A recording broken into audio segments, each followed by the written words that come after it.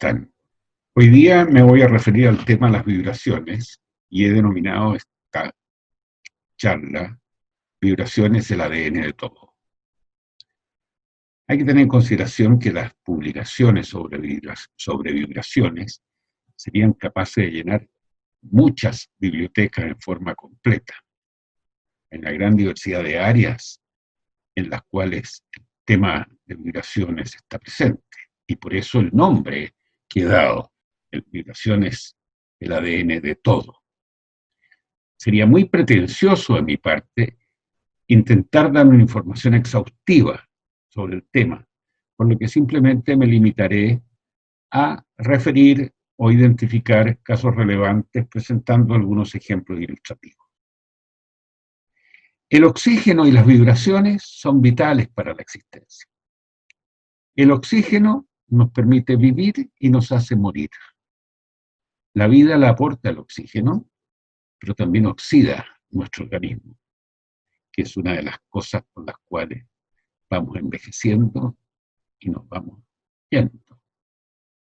Y las vibraciones, por su parte, son de tal naturaleza que nos permite escuchar, movernos, respirar, movilizar la sangre por nuestro organismo, en fin, una enorme cantidad de diversas incidencias de las vibraciones en nuestra vida y que son muchas de ellas vitales y otras invalidantes si es que carecemos de aquellas. Pensemos simplemente, por ejemplo, en una persona que vive en Miami y que desconoce la problemática de los huracanes. Estaría mal. Pensemos en una persona que vive en Chile y que desconoce la frecuencia con que ocurren terremotos. No estaría protegido, no tendría herramientas para protegerse porque las desconocería. ¿Qué quiere decir esto? Que si las vibraciones gobiernan todos los fenómenos en los cuales estamos involucrados vitalmente, tenemos que saber algo. No se trata de crear a partir de esta charla expertos en física y en particular en las vibraciones. Esta será solo conceptual y, como dije hace un momento atrás, atacará problemas de carácter conceptual con ejemplos. Ya en la antigüedad se hablaba de las vibraciones. Se señalaba que se identificaba como el movimiento interno cualquier cuerpo, desde el corpúsculo a la célula, de los astros y el universo. Hace 5000 años, un sabio egipcio dijo, desde el puro espíritu hasta la más grosera forma de materia, todo está en vibración. 5000 años atrás. Hoy, 5000 años más tarde, por supuesto, el ADN está en nuestra vida y nosotros lo identificamos tanto en los aspectos materiales como espirituales. Al respecto, un distinguido, ya fallecido, científico norteamericano de origen judío, Richard Feynman, que vivió 70 años, tiempo insuficiente para que lograra vaciar toda su sabiduría en lo que él desarrolló, al extremo de ser comparado con Einstein, y probablemente con un poco más de tiempo habría sido claramente comparado con él. En el hecho, obtuvo el premio Nobel de Física en el año, de Ciencias probablemente, en el año 1965. Pero en el 63 pronunció la siguiente frase: todo lo que hacen los seres vivos puede ser entendido a través de los saltos y contorsiones de sus átomos. Él destinó gran parte de sus investigaciones precisamente al movimiento de los átomos, mediante teorías extraordinarias de alto contenido matemático que pudieron llegar a derivar ecuaciones que se habían formulado intuitivamente con anterioridad en el campo de la física cuántica. Por otra parte, en la Universidad de Buffalo, en el año 2016, aparece un escrito de doña Andrea Markels, a quien no tengo el placer de conocer, que dice: mientras usted lee esto, en su interior hay un multitudinario concierto de violines. sus proteínas, como las que transportan en su sangre el oxígeno que está respirando, los anticuerpos que lo defienden de microbios malignos, vibran como las cuerdas de un violín. Esta frase la he rescatado. En primer lugar, porque es una buena frase, identifica bien el problema, y en segundo lugar, porque tiene una actualidad enorme hoy día que estamos viviendo esta pandemia tan lamentable. Pero partamos del comienzo. ¿Qué es una vibración? Y tendríamos que decir que es el movimiento oscilatorio de un cuerpo que tiene masa y rigidez. Pensemos en el péndulo como un buen ejemplo. Un péndulo está conformado por una masa, peso, un cuerpo, digamos, de cierta masa, que cuelga. Y el elemento que lo fija al cielo del cual cuelga es un elemento indeformable, totalmente flexible, es un hilo, pero es indeformable en el sentido axial. Nosotros tomamos ese cuerpo y lo desplazamos, como está pivoteando en torno al punto del cual cuelga, va a describir un arco de círculo, es como dibujar un círculo. Y lo llevamos hasta un cierto punto, y en ese punto lo soltamos. Al soltarlo, el péndulo, por efecto de la gravedad, empieza a moverse, alcanzando la máxima velocidad en su punto inferior,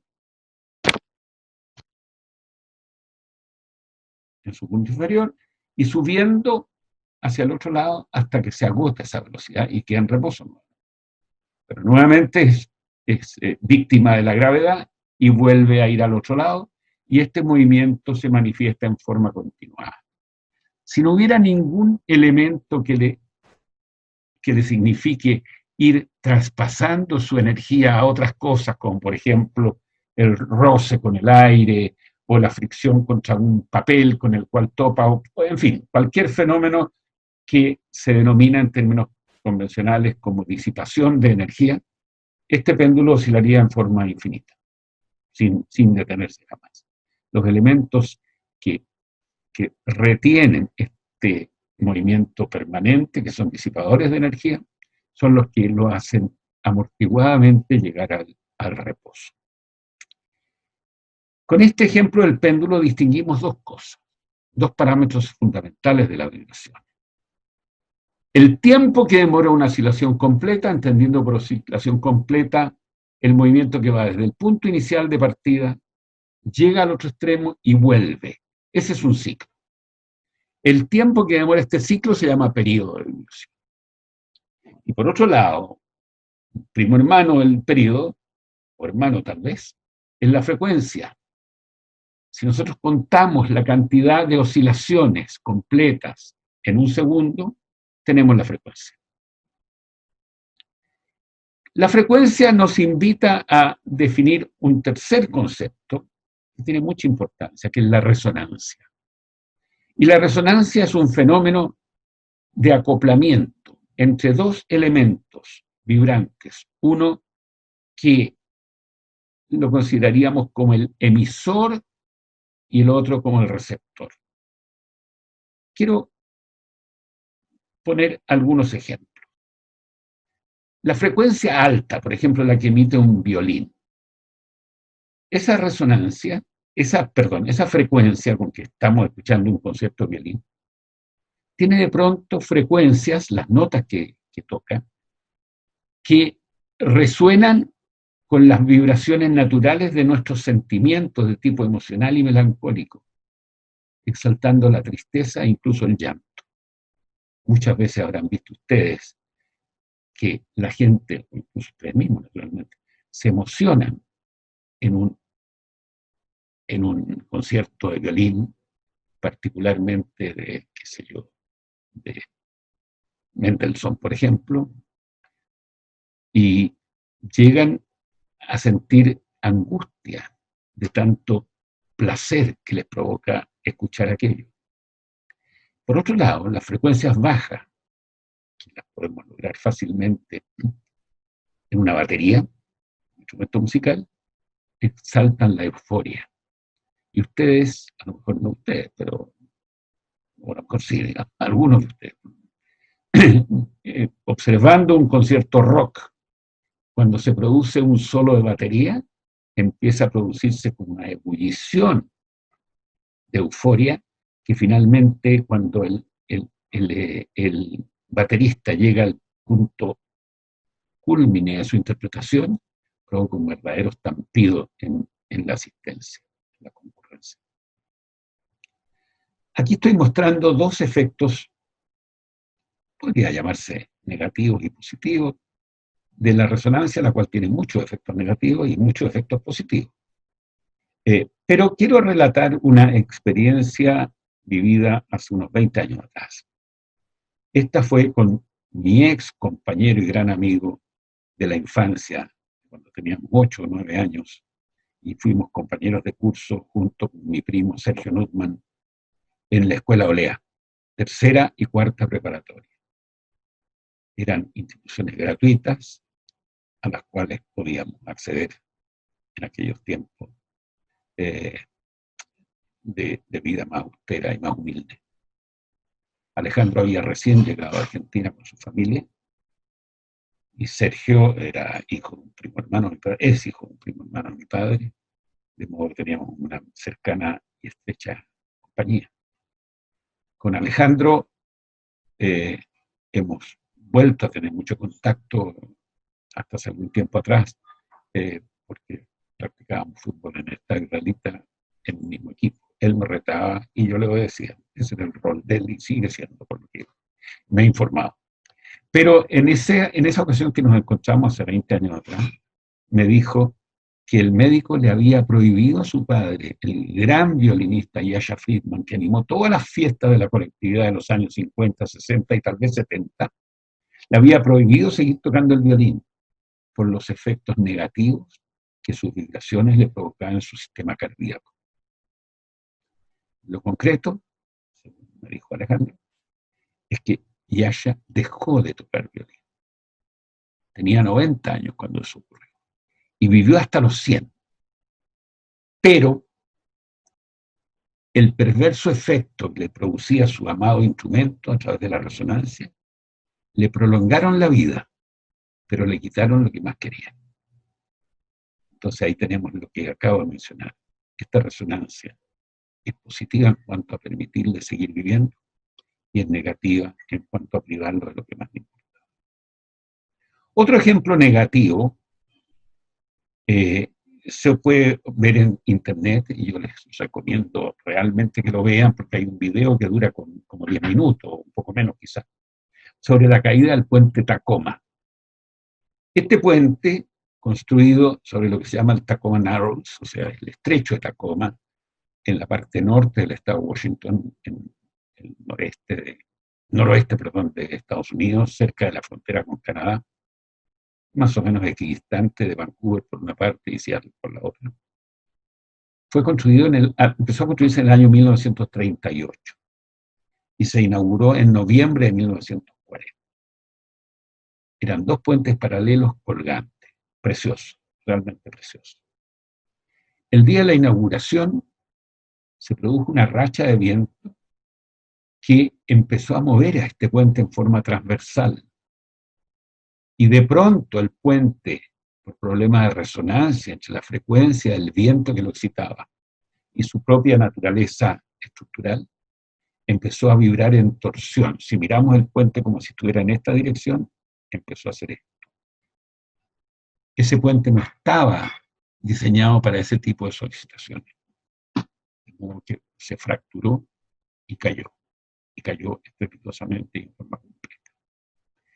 Ustedes si ven el video, se los recomiendo sinceramente, van a poder ver que una vez caído el puente, solo una persona lo recorrió en ese estado y era el ingeniero que lo calculó.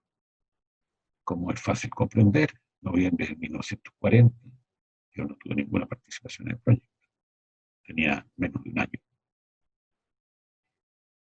Paso a otro aspecto relacionado con las vibraciones que guarda cercanía absoluta con la música. La música se nutre de las vibraciones. Y para poder comprender este fenómeno es necesario definir 4 conceptos o parámetros de la música que son relevantes. La altura, que también se llama tono y que mide la frecuencia de cada sonido. La intensidad, que diferencia entre sonidos fuertes y débiles. El timbre, que nos permite diferenciar entre un instrumento y otro. No hay duda que el timbre diferencia un violín de un piano. Hay otros elementos más difíciles de diferenciar. Y el ritmo, que va marcando el pulso de la interpretación. Con estos 4 parámetros se logran combinaciones que pueden producir sonidos agradables si están en armonía o desagradables si no son armónicos y son caracterizados como ruidosos. Nosotros estamos expuestos a ambos, pero los armoniosos los apreciamos enormemente más que los ruidosos. Hay gente que le gusta los ruidosos, pero no es lo notable. Entre los distintos tonos, que como dije, altura o tono identifican la frecuencia, hay una muy especial, que corresponde al do, a la nota do de la quinta tecla, a la nota do de la quinta octava del piano, que tiene una frecuencia levemente superior a 500 Hz. Hertz es la medida de ciclos por segundo, una medida universal para medir la frecuencia. Y esta nota se llama do de pecho, que es la nota más alta del registro de un tenor.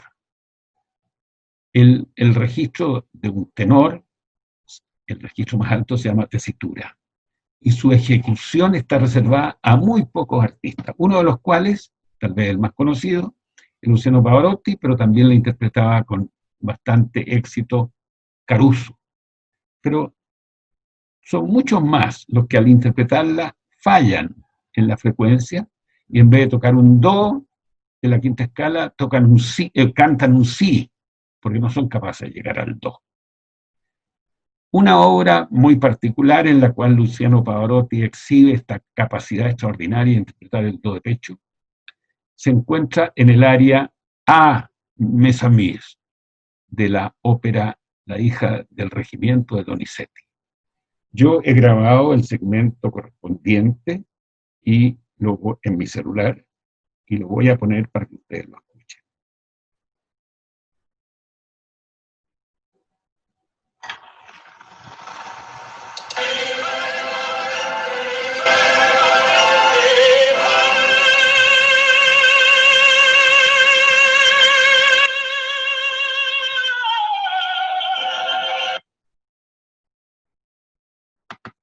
Es el do de pecho. Vamos ahora a otro tema que se relaciona con el planeta en el que vivimos y qué le pasa a este planeta. El planeta es un cuerpo vibrante, sin lugar a dudas, tiene masa y tiene rigidez, es vibrante. Y tiene, cuando es muy difícil de excitar, 2 formas muy características de vibrar que son las que primero se inducen. Una de tipo esferoidal, en que esta pelota se alarga como una pelota de rugby. Y el ciclo completo de ahí allá hasta que vuelve es de 54 minutos, es prácticamente 1 hora. Naturalmente las amplitudes de estas vibraciones serían mínimas, muy pequeñas, pero eso es. Y el segundo modo en que la Tierra vibra es el toroidal, que es por torsión, en que los 2 hemisferios giran uno respecto al otro en sentido contrario. Y ese es el movimiento. Este es de periodo más corto, o sea, de mayor frecuencia, y tarda 44 minutos. Teóricamente, se ha hecho un experimento que naturalmente es imposible hacer en la práctica, que sería un túnel que cruce el globo de un extremo a su antípoda, vale decir, pasando por el centro. Las ecuaciones no son complejas para llegar a determinar que el round trip, o sea, ida y vuelta, duraría 84 minutos. Ahora, eso significa que hay una velocidad media del tipo de 18.000 kilómetros por hora en el trayecto. Y el trayecto incluye 4 veces el radio de la Tierra, porque va de un punto al centro, que es un radio, de ese centro a la antípoda, que es otro radio, 2, y se devuelve lo mismo, que son 4. ¿Qué pasa con este cuerpo que ponemos en el punto de lanzamiento? No hay ni que lanzarlo, cae solo, por efecto de la gravedad. Nosotros pisamos un hoyo, nos vamos al hoyo. Evidente.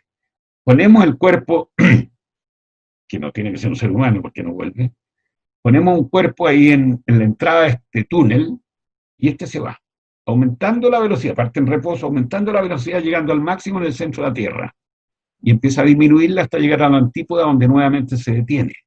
Pero ojo, en el espacio no hay arriba ni abajo, entonces vuelve a caer y hace el recorrido inverso volviendo al punto de partida, y si no hay pérdida de energía en el camino, esto también lo haría en forma permanente, sin lugar a dudas. Otro fenómeno que tiene importancia desde el punto de vista de la Tierra son los terremotos, o los sismos en general, porque podríamos hablar de fenómenos que no provocan daño y fenómenos que sí los provocan.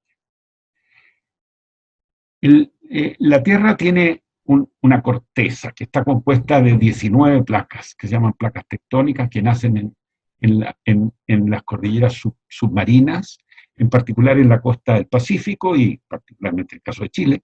Tenemos la placa de Nazca, que viene del Pacífico hacia el Atlántico, y la sudamericana del Atlántico hacia el Pacífico.